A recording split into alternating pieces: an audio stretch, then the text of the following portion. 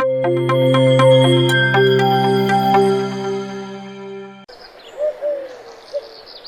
गांव में रमन नाम का एक लड़का अपनी माँ और बहन के साथ रहता था। रमन एक पढ़ा लिखा लड़का था, लेकिन उनकी आर्थिक स्थिति सही नहीं थी। रमन के पिताजी का देहांत बचपन में ही हो गया था। गांव में कोई काम न मिलने की वजह से रमन आज शहर जा रहा था।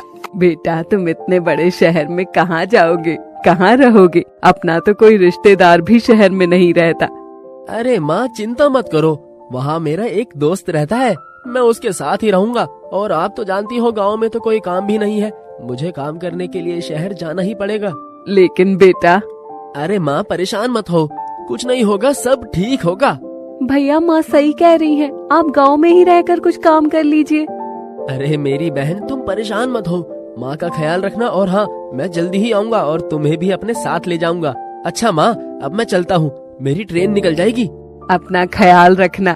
रमन शहर जाने के लिए निकल जाता है। वहाँ पहुँचने के बाद वो अपने दोस्त को ढूंढता है, लेकिन उसका दोस्त बताए हुए पते पर नहीं मिलता और रमन को दर दर की ठोकरें खानी पड़ती हैं। उसे कोई काम भी नहीं मिलता। आखिर में वो रेलवे स्टेशन पर एक चाय की स्टॉल पर ब्रेड पकौड़ा बेचने का काम करने लगता है। और एक दिन उसकी मुलाकात गीता से हुई। जैसे ही गीता ने रमन को देखा, गीता को रमन अच्छा लगा। उसके बाद से गीता रोज प्लेटफॉर्म पर आकर रमन से ब्रेड पकौड़े खरीदने के बहाने बात करती। मेरा नाम गीता है, और आपका? मेरा नाम रमन है। आप देखने और बोलचाल में तो पढ़े लिखे लगते हैं। जी हाँ, कहते हैं ना, जब किस्मत साथ ना दे तो इंसान क्या कर सकता है।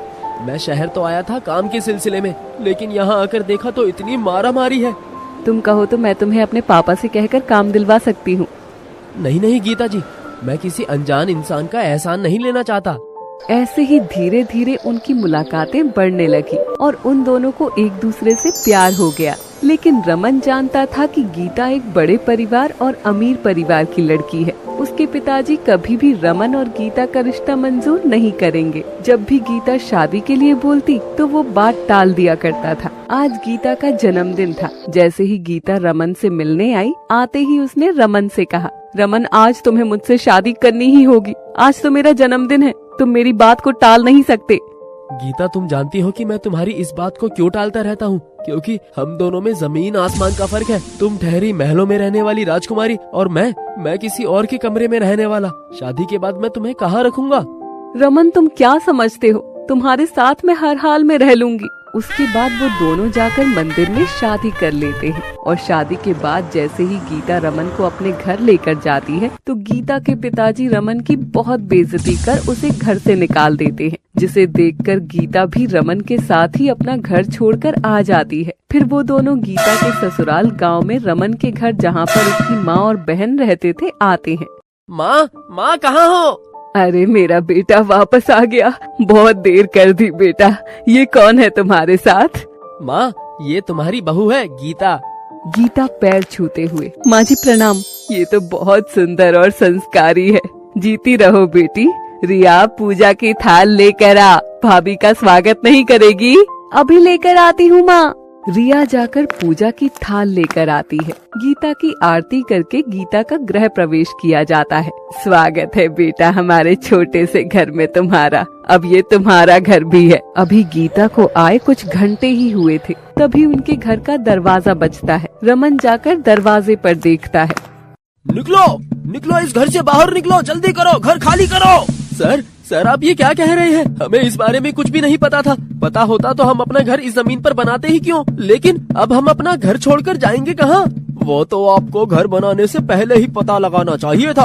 आपने बिना जांच पड़ताल के ये जमीन खरीद ली और उस पर घर भी बना लिया। अब ये जमीन सरकार की है और सरकार का काम तो देखो ऐसा ही होता है। जब उसे किसी जमीन की जरूरत होती है तो वो उस जमीन को याद करती है, वरना सालों साल पड़ी रहती है। लेकिन साहब, अब हम कहाँ जाएंगे? हमने भूखे पेट रहकर एक एक जोट कर ये घर बनाया था। इसमें हमारी कितनी यादें जुड़ी हुई है। मेरे पति का देहांत इसी में हुआ।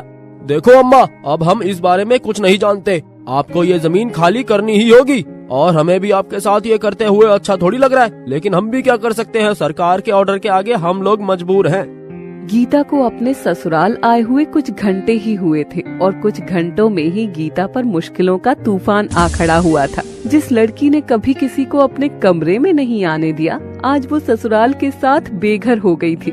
दरअसल जिस जमीन पर रमन का एक कमरे का छोटा सा घर बना हुआ था, वो सरकार की थी, जिसके चलते रमन के परिवार के साथ साथ और बहुत से लोगों को अपने घर को छोड़कर जाना पड़ा था। और अब रमन अपने पूरे परिवार के साथ दिसंबर की कड़कती हुई ठंड में सड़क पर इधर उधर भटक रहे थे।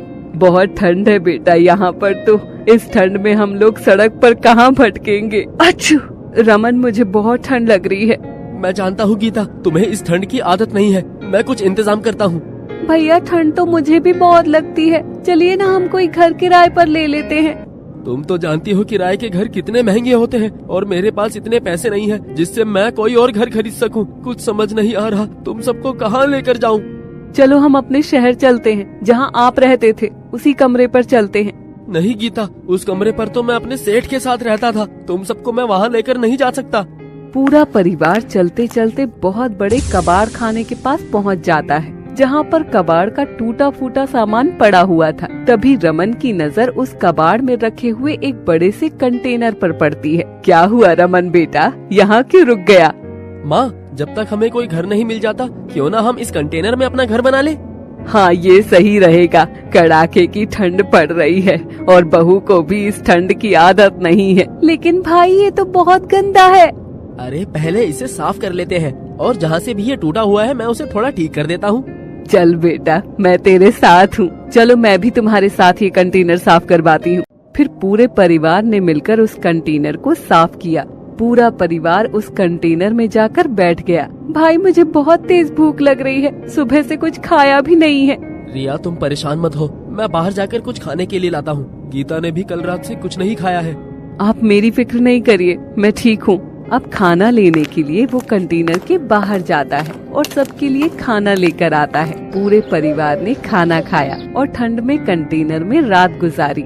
सुबह होते ही रमन काम की खोज में बाहर निकलता है और कुछ दूर चलने के बाद गांव के बाहर एक फैक्ट्री में रमन को मजदूरी का काम मिल जाता है, जिससे उसे रोजाना के पैसे मिलने लगे, जिससे उनका गुजारा होने लगा। एक दिन रमन को पता चलता है कि पास के मंदिर पर एक सेट कंबल बांट रहे हैं। गीता, हमें भी गर्म कपड़े और कंबल की जरूरत है, चलो हम भी चलकर देखते हैं, शायद हमें भी कंबल मिल जाए। हाँ हाँ ठीक है। अरे बहू, तू इतनी ठंड में बाहर कहाँ जाएगी, तू कंटेनर में ही रुक, मैं रमन के साथ जाकर देखती हूँ। रमन और सविता जैसे ही मंदिर के पास पहुँचे तो कंबल के सेट बांटे जा रहे थे। रमन अपनी माँ सविता को लेकर लाइन में खड़ा हो गया। रमन कंबल लेने ही लगा था कि तभी उसका मालिक जहाँ पर वो काम करता है वो आ जाता है। नमस्ते सेठ जी, सही है, पुण्य का काम हो रहा है। सोच रहा हूँ इस बार मैं भी ठंड में थोड़े कंबल बांट दूं। हाँ हाँ बिल्कुल बिल्कुल, इस बार तो मैंने पहले से ही सोच रखा था कि ठंड आएगी तो कंबल बांटूंगा। इसी बहाने भगवान से जुड़े रहने का मौका मिलता है और किसी गरीब की मदद भी हो जाती है। अरे रमन, तुम यहाँ? तुम्हें घर मिल गया क्या? जी मालिक, घर तो कोई नहीं मिला। मैंने आपको बताया था ना कि मैं अपने परिवार के साथ एक कंटेनर को ही घर बनाकर रह रहा हूँ। उसमें बिछाने और ओढ़ने के लिए कुछ भी नहीं था और सुना कि सेठ जी कंबल बांट रहे हैं, तो इसलिए बस वही लेने आया हूँ।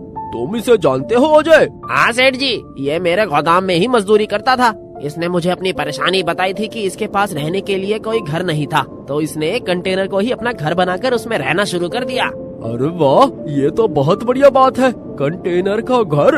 रमन, अगर तुम बुरा ना मानो तो क्या तुम हमें अपना कंटेनर का घर दिखा सकते हो? जी सेठ जी, जरूर जरूर, वहाँ उस तरफ।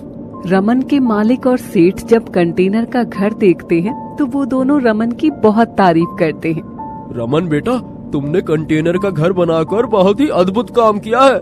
मेरे मन में तो एक विचार आ रहा है, अजय अगर तुम मेरा साथ दो तो। क्या विचार सेठ जी, बताइए तो, मैं तो हमेशा आपके साथ खड़ा हूँ। मैं सोच रहा हूँ कि क्यों न हम एक ऐसी फैक्ट्री लगाएं जिसमें कंटेनर के बने हुए घर मिल सके।